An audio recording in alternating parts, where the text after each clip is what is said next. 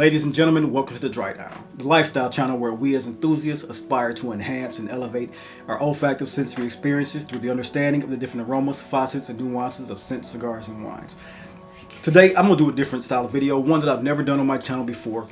I've seen the intrigue about them. I've been asked if I would ever do one, and for 2025 going forward, if I do pick up a haul fragrance collection, which is very, I'd say, it's not something that I do often. I'm one who's very meticulous about my collection, so it's more than likely I have 1 or 2 fragrances at a time. If that, it's usually just one. But if I do come across a situation where I pick up multiple fragrances within a 1 to 2 week time span, or maybe even a month, I will bring that to you guys as a haul style video if it's intriguing enough for me to do so.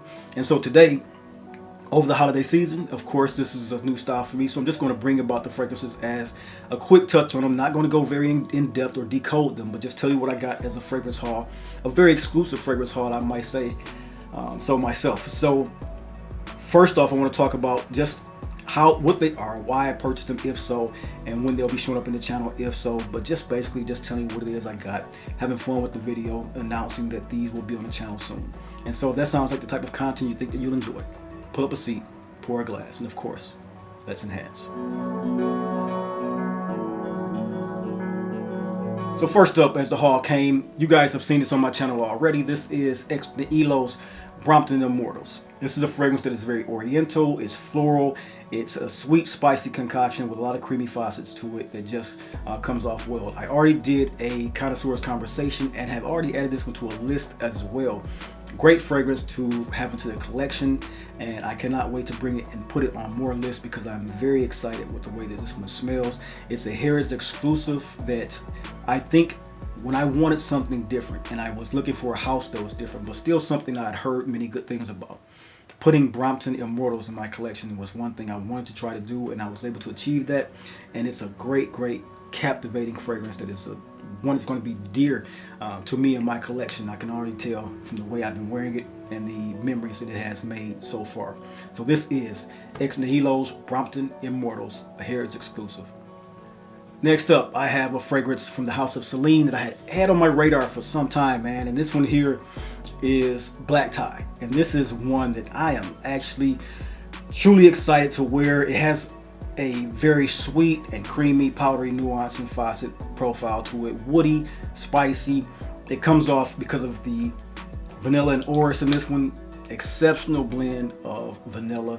And I'm on a vanilla kick, not necessarily one that I'm going to stay on for long. I could tell that I've gotten enough vanilla fragrances and have smelled enough of the compositions that I think vanilla is going to be something for me that I would look forward to another selection of fragrances and categories for. But for this one, this is one of my last, and it's going to be one of my last, including the ones some more I have on this list, to give me a very prolific vanilla profile in my wardrobe. So this is Black Tie. I will of course give you more and more updates on this one. Very sensual fragrance that very much so deserves the attention and hype that it is getting. Celine's Black Tie. Now I'm going to talk about a fragrance. I thought I bought everything up here, but I did not. And now, like I stated in the last video, I'm not going to go chasing it downstairs. And so I did pick up one. I did a brief short on, and it was Dasman or 1907 Neiman Marcus. And so when I got to Neiman Marcus that day, 1907 was sold out. I did pick it up as my essay gave me the opportunity to order it from them, and they said it would be here in 2 weeks. That was a week and a half ago, so we'll see how quickly it gets to me.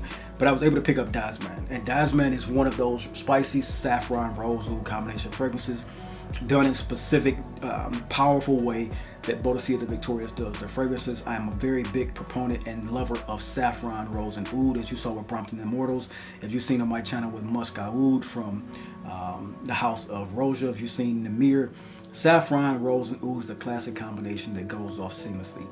Now Dasman is one that I would say next to Musk Oud, they are 1 and 2. Musk Oud is my first kind of like luxury musk rose oud saffron combination, so it's going to be my baby for the lifetime. This one here is one I think I'm going to have wearing in much more elevated situations. So Dasman I'll tell you more about as well, but it's a beautiful rose oud combination fragrance that I cannot wait to bring to the channel.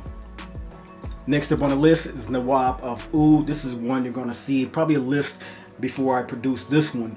This is a beautiful scent that is a Ormonde Jayne classic. This, just like Black Gold, I probably haven't put Black Gold on the channel either because I don't really enjoy, I don't think it's a problem, but I don't think putting like discontinued fragrances that are very hard to get and difficult to attain on the channel, unless I'm giving a specific reason to wear it. And if you want to find it, you possibly can, but Black Gold is one specifically beautiful, and Nawab of Oud from Ormonde Jayne is even on the same class level as Black Gold to me and my nose. This is a scent that is basically portraying spicy woods and floral green facets that are just phenomenal, and I cannot wait to present this guy to you gentlemen in the coming next 2 or 3 months. This is going to be a fantastic 4-season fragrance. So that's Nawab of Oud by the house of Ormonde Jayne, the Parfum edition.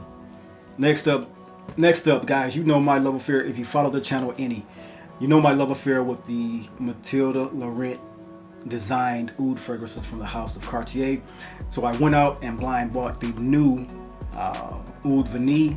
Now I must say the Oud and Sandal and the Oud and Amber are much more appealing to me. This one has a very simplistic profile. While still being sexy and sensual, it's not as good as the others in my honest opinion. It's very, very good. It's a beautiful scent, but the Oud and vanilla combination doesn't do its, like, it doesn't elevate it to the essence of the Oud and sandalwood profile or the Oud and Amber, which is my #1 scent in my house or my wardrobe. It's a very fine fragrance, but it's just one, I think of it, the more I wear it, my high level of expectation for it were immense.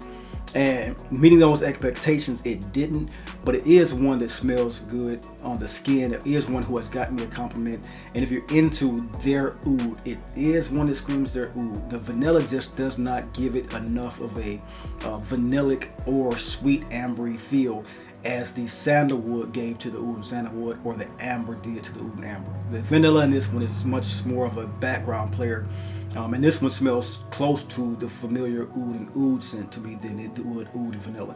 But the vanilla does come out in the base, and I will speak more on this lately. But I have been, I've worn about 10 mil of it so far, so I'm loving the scent profile and liking the scent profile, but it's one I just need to get more wears of it. It was a blind buy, like I stated.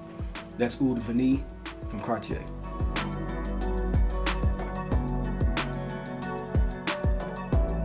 Another blind buy that was off of my radar but became such a darling of the Fragcom in the last few weeks. I was just like, you know what, I like the house, I like what they're doing, so I picked up Aylan from the house of Day 3 Fragrances. This is a spicy, sweet, resinous scent that is filled with vanilla and rose. I will give you more insight on this one as I wear it. I've only worn this as a quick wear of about 4 hours, then I went, took a shower, wore it off.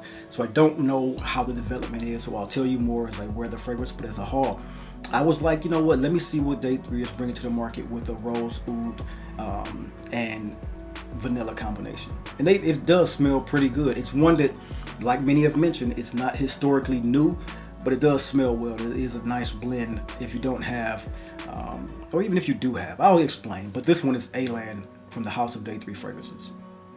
Next, I have Smoking Hot by Kilian. This was one I had to have on this particular haul. Something I had sampled, something I did want because I'm a big tobacco fan through cigar smoking and aromas. And this one here really captured me. It was one that did not get a lot of play except for when it first got introduced, and it kind of fell off the script.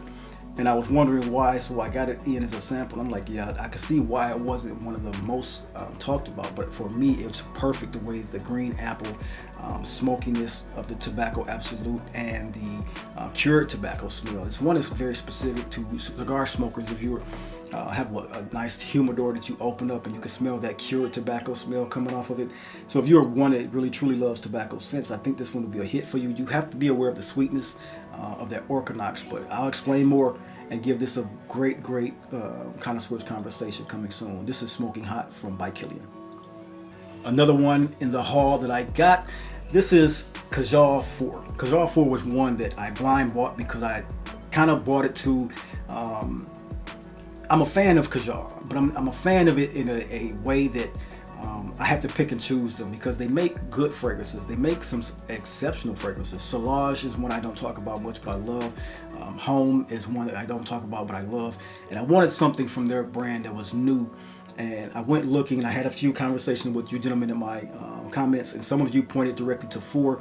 I blind bought it, and I am very, very intrigued with the leather note and the green, almost saccharine sweetness along with that leather in this one. It's very intriguing, appealing, off the beaten path, which we all want in our new fragrances, and it's one that I'm very eager to wear in certain occasions. And so I'll give more insight into this one as well. This was 4 from the house of Kajal. Another one from the house of Boadicea that I picked up is the scent Bodacious.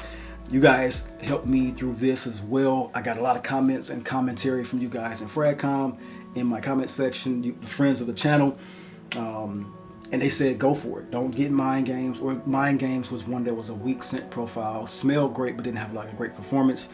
Bodacious, as I always say, Boadicea has great performance, so I picked up Bodacious, and I am one that is very truly happy with the cherry profile of this one. I've always been one who stood back from cherry profiles, but I'm very happy with this one in my collection. I have worn this a few days, and I am very much so intrigued to tell you how this one goes off on the skin, how it develops, and what I am getting from it in a connoisseur's conversation or a capsule selection. And so this is Bodacious from the house of Boadicea the Victorious, a part of the haul.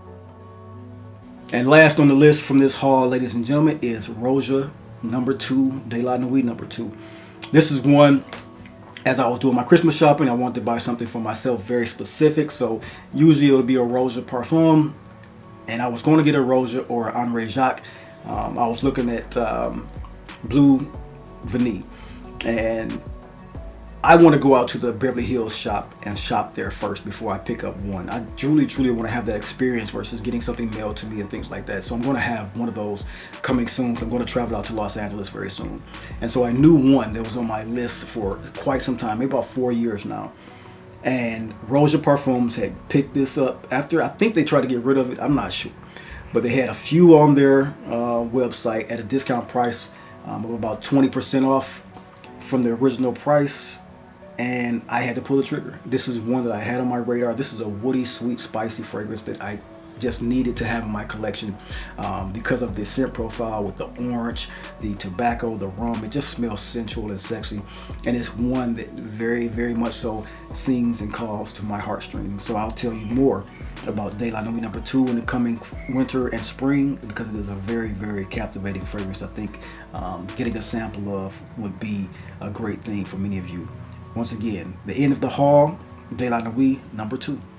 That's a 10 fragrance haul for you guys. I hope you enjoyed it. Like I said, I will get back to you with so much more of this in connoisseurs conversations and capsule selections. I'll be pairing these with wine conversations. I'll be pairing these with cigar conversations, and ultimately with spectacle and frame conversations as well, as we get into the sophisticated style and lifestyle channel, The Thedrydown. Until next time, until next video, you guys have a wonderful day, and I will see you then. Peace.